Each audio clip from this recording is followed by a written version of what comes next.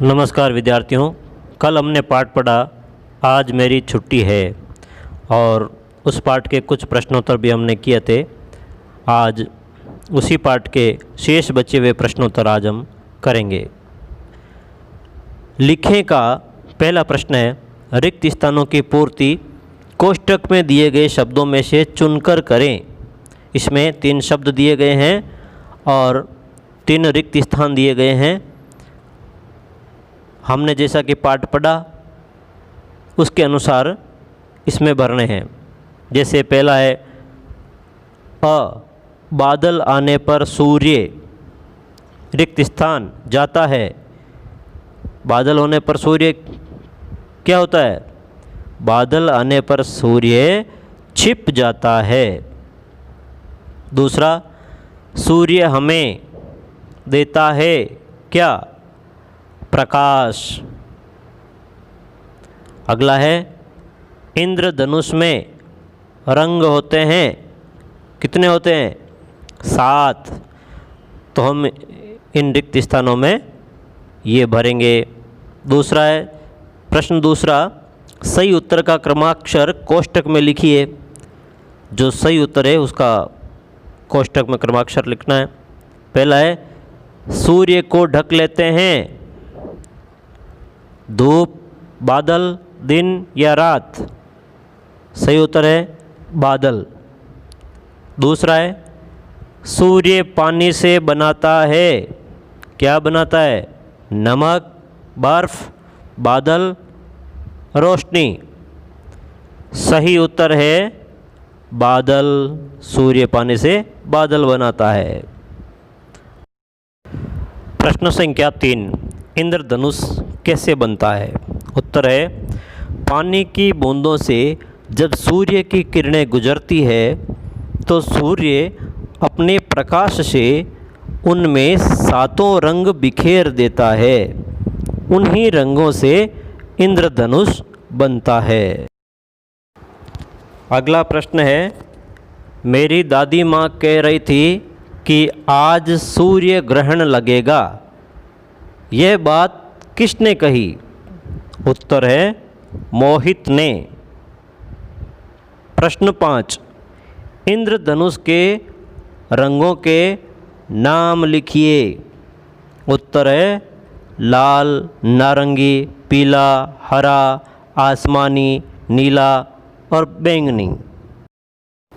अगला प्रश्न संख्या 6, आर्यन ने अंतिम बात क्या कही और किससे कही? उत्तर है आर्यन ने अंतिम बात में कहा कि संध्या हो गई है, सूर्य जी अपने घर जाने की तैयारी में है, ये अपना कुछ प्रकाश चंद्रमा को देकर घर जाएंगे, चलो हम भी चलें। अब हम बात करते हैं भाषा की बात। प्रश्न लिखा है कि पाठ में र के 3 रूप आए हैं। आप ऐसे शब्दों को छांटकर लिखें जिनमें खाने में दिए गए र का रूप लिखा हो। यह आपके सामने नीचे 3 खाने दिए गए हैं और तीनों में र शब्द के अलग अलग रूप यानी कि अलग अलग लिखने के तरीके लिखे गए हैं। उदाहरण भी दिया गया है। जैसे पहले खाने में देखिए, जहाँ पर घर शब्द लिखा है उसके ऊपर पूरा र लिखा हुआ है, तो इस र को इस प्रकार से लिखते हैं। दूसरा सूर्य देव वाला शब्द वाला ये बॉक्स देखिए आप, उसमें ऊपर का र आया हुआ है, आधा र है, इसमें ऊपर की तरफ लिखा गया है। तीसरे बॉक्स में देखिए शब्द लिखा है ग्रहण, यहाँ पर ग शब्द के नीचे र लिखा हुआ है। तो इस प्रकार से र को लिखने के ये 3 तरीके हैं। कई इस प्रकार के शब्द हैं जिनमें इन तीनों तरीकों का प्रयोग किया जाता है। चलिए देखते हैं वो कौन कौन से शब्द हो सकते हैं और इस बॉक्स को हमें पूरा भरना है। घर वाले कॉलम में भरते हैं, जैसे शोर, रंग, देर। ऊपर वाले रे वाले कॉलम में भरे हुए शब्द वर्षा, पर्व, गर्व। और तीसरे कॉलम में ग्रहण, इंद्रधनुष, प्रकाश, क्रम। पाठ्य पुस्तक में आगे दिया गया है, पढ़ते और लिखते समय कहीं कहीं पर रुकना पड़ता है, कभी थोड़ा कभी बहुत। रुकने के लिए कुछ चिन्हों का प्रयोग किया जाता है जिन्हें विराम चिन्ह कहते हैं। दिए गए विराम चिन्हों का मिलान करें। अब यहाँ पर विराम चिन्हों के नाम दिए गए हैं और उनके रूप दिए गए हैं कि वो किस प्रकार से लिखे जाते हैं। पूर्ण विराम, प्रश्नसूचक चिन्ह, अल्प विराम, विस्मयादिबोधक चिन्ह। यहाँ पर आपकी सुविधा के लिए मिलान करके बताया गया है।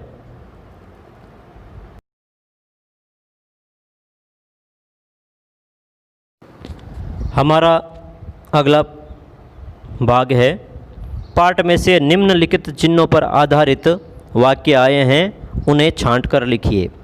यहाँ पर अभी जो पिछले प्रश्न में हमने पढ़ा था वही चिन्ह इसमें दिए गए हैं। प्रश्नवाचक चिन्ह है, पूर्ण विराम है, विस्मयादिबोधक चिन्ह है और अल्प विराम का चिन्ह है। अब हमें हमारी पाठ्य पुस्तक में हमने जो पाठ पढ़ा उस पाठ में जिन वाक्यों के पीछे ये चिन्ह आए हैं वो एक एक वाक्य इन चारों रिक्त स्थानों में भरने हैं। अगला हमारा प्रश्न है, निम्नलिखित शब्दों में सामने दिए गए शब्दों में से अलग अर्थ देने वाले शब्द पर क्रॉस का निशान लगाइए, काटने का निशान लगाइए। बादल, पहला शब्द है बादल। यहाँ पर बादल के सामने बादल शब्द के पर्यायवाची शब्द दिए गए हैं, मेघ, जलद, आसमान, घन।